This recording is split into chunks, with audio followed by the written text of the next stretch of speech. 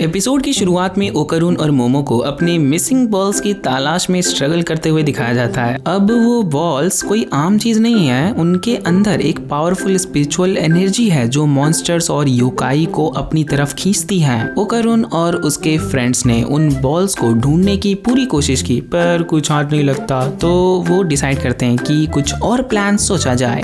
इसी बीच हम turbo granny को देखते हैं जो कि ओकारून को एडवाइस देती है कि अब उसके अंदर भी कुछ शैतानी पावर्स हैं जो ज्यादा स्टेबल तो लग नहीं रहे हैं एंड वो अब भी बहुत ज्यादा डेंजरस हैं। टर्बो ग्रानी थोड़ा सरकास्टिक है और उसी वे में बोलती है कि अरे तुम पावर्स का बोझ नहीं सह पाओगे, एक काम करो वो तुम मुझे वापस कर दो। पर ओकारून सीधे सीधे रिजेक्ट कर देता है। तभी एक हिलेरियस ट्विस्ट आता है जब ओकारून अपने स्कूल में होता है और कुछ लड़के मोमो के बारे में उल्टा सीधा र्यूमर्स फैला रहे थे जो उसके कैरेक्टर पर क्वेश्चन उठाते हैं। ओकारून को ये बिल्कुल भी पसंद नहीं आता और वो उन लड़कों से लड़ने के लिए रेडी हो जाता है। एंड उसी लड़ाई के बीच में वो बदमाश लड़का क्या देता है कि जो मोमो है वो कितनी क्यूट है और उसको अचानक से वो अचानक से अपने सोच में खो जाता है कि यार अरे हाँ मोमो तो बहुत क्यूट है, मैंने उससे दोस्ती करने के चक्कर में ये सब तो देखा ही नहीं।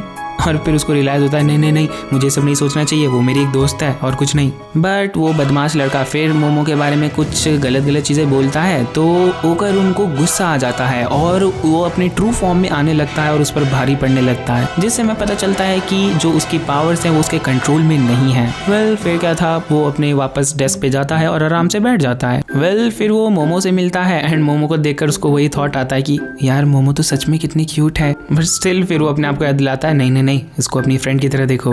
तभी सीन में एक नई कैरेक्टर आयरा शिरातोरी एंटर करती है जो अपने आप को चूजन वन मान के मोमो को एक डीमन और विलन समझने लगती है। ऐसा इसीलिए क्योंकि वो मोमो के पीछे वो मैजिकल हैंड्स देख सकती है। अब ऐसा क्यों? क्योंकि उसके पास एक बॉल होता है जिसमें कुछ मैजिकल पावर्स हैं और ये सही समझे आप, वही बॉल्स हैं। किसकी बॉल्स? होकर उनकी बॉल्स जिसके अंदर स्पिरिचुअल पावर्स है एंड जिसके पास भी ये बॉल होता है वो घोस्ट वगैरह को देख सकता है। एंड इसके वजह से उस लड़की को लगता है कि वो चूजन वन है और उसको चुना गया है इस दुनिया से विलन्स को मिटाने के लिए और दुनिया को बचाने के लिए। एंड इसी बीच टर्बो ग्रानी ने आयरा पर नजर रखी हुई है और मोमो को अलर्ट करती है उसी के स्कूल में एक लड़की है जिसके पास वो उसके बॉल्स हैं।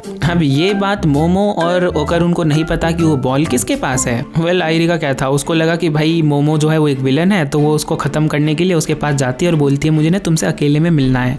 एंड बाद में जाकर वो अकेले में मिलते हैं जहाँ पर वो कन्फ्रंटेशन के लिए रेडी होते हैं। अब यहाँ एक ट्विस्ट ये है कि जब मोमो और ओकारून को फाइनली ये पता चल जाता है कि आयरा ही वही है जिसने उसकी बॉल चुरा रखी है तो मोमो को गुस्सा आ जाता है। एंड इधर आयरा फुल प्लानिंग में थी कि भाई आज तो मोमो को उड़ाना ही है क्योंकि वो पूरा डिल्यूजन में है ना कि मोमो एक डीमन है, तो ये समझकर वो उस पर अटैक करना शुरू कर देती है और उसके खिलाफ क्रॉस और होली बुक लेकर रेडी होती है ताकि वो उसको उसमें कैद कर सके। पर मोमो को उसका ये ड्रामा एकदम रिडिकुलस लगता है और वो उसे इडियट कहती है। लेकिन तभी सिचुएशन और भी इंटेंस हो जाती है जब आयरा के सामने एक दूसरी भूत आती है और वो बोलती है कि मैं तुम्हारी मॉम हूँ एंड इसका नाम है एक्रोबैटिक सिल्की। एंड इसी बीच ओकारून उस पर हमला कर देता है और थोड़ी देर बाद लड़ने के बाद एक्रोबैटिक सिल्की उसको खा जाती है। एंड उसके बाद वो आयरी के पास जाती है और बोलती है कि चलो मुझे मॉम कहो। एंड वो मॉम नहीं कहती और वो उसे भी खा जाती है। और उसके बाद एंट्री होती है मोमो की एंड मोमो से खूब लड़ती है एंड खूब लड़ने के बाद लास्ट में वो मोमो को भी खा जाती है।